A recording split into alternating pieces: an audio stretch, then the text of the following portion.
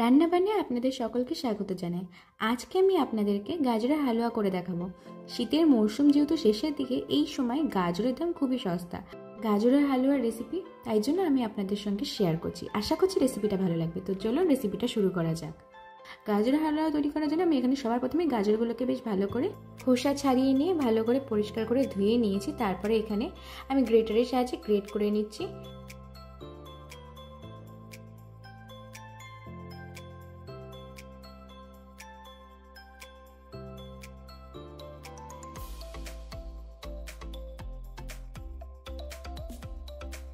ঠিক এইভাবেই আমি প্রত্যেকটা গাজর গ্রেট করে নেব।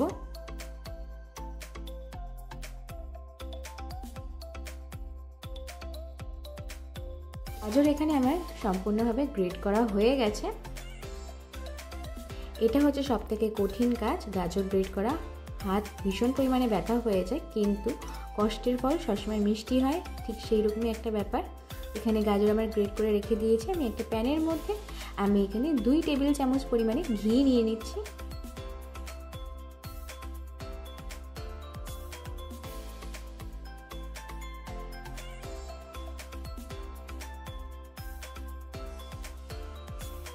তারপরে আমি এখানে কিছু কাজু আর কিশমিশ দিয়ে দিচ্ছি।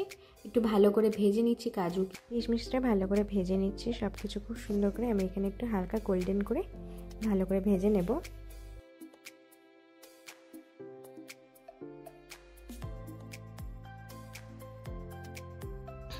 কাজু কিশমিশ ভালো করে ভাজা হয়ে গেলে আমি ওই ঘিয়ের মধ্যেই আমি গাজর দিয়ে দিচ্ছি গ্রেট করা। আমি আর এক্সট্রা করে এখানে ঘি দিলাম না।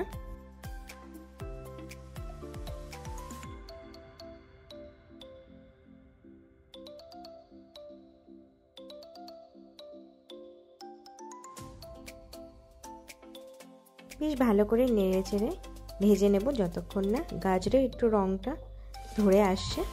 যে গাজরের রঙটা একটু ধরে আসবে, তারপরে আমি এখানে দুধ দিয়ে দিচ্ছি। যে বাটিতে করে আমি গাজর গ্রেট করে রেখে দিয়েছিলাম, সেই বাটিরই 1 বাটি পরিমাণে আমি এখানে দুধ দিয়ে দিচ্ছি। আমি এখানে প্রায় 360 ml মতো দুধ ব্যবহার করেছি।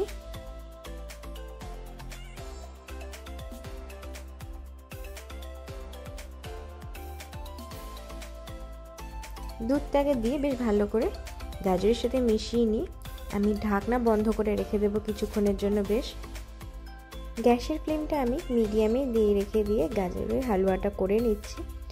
5 থেকে 10 মিনিট পরে ফিরে এসেছি। কতটা দুধ টেনে নিয়েছে আপনারা দেখতেই পাচ্ছেন, আর কালারটা কত সুন্দর চলে এসেছে। এই পর্যায়ে আমি একটু এলাচ দিয়ে দিচ্ছি। আপনারা চাইলে এখানে এলাচের গুঁড়ো ব্যবহার করতে পারেন। আমার কাছে অ্যাভেলেবেল ছিল না, তাই আমি এলাচের গুঁড়ো ব্যবহার করিনি, এলাচের দানা ব্যবহার করেছি।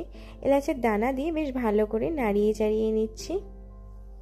তারপরে আমি এখানে চিনির জায়গায় ব্যবহার করছি মিশ্রি।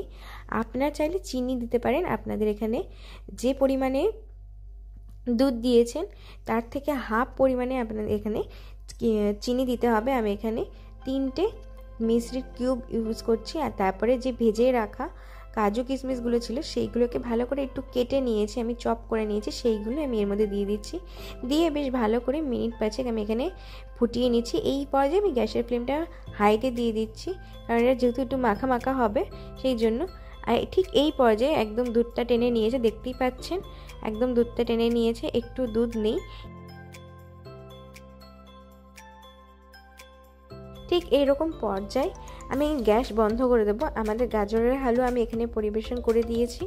আমি উপর থেকে একটু কাজু দিয়ে পরিবেশন করেছি। আশা করছি আজকের এই গাজরের হালুয়ার রেসিপি আপনাদের পছন্দ হয়েছে। আপনারাও নিশ্চয়ই বাড়িতে তৈরি করবেন এবং আমাকে কমেন্ট করে জানাবেন। আশা করছি আজকের এই রেসিপিটা আপনাদের ভালো লেগেছে। এইরকম নতুন নতুন রেসিপি যদি দেখতে চান, তাহলে একটা like, comment, share and subscribe করে আমার পাশে থাকবেন।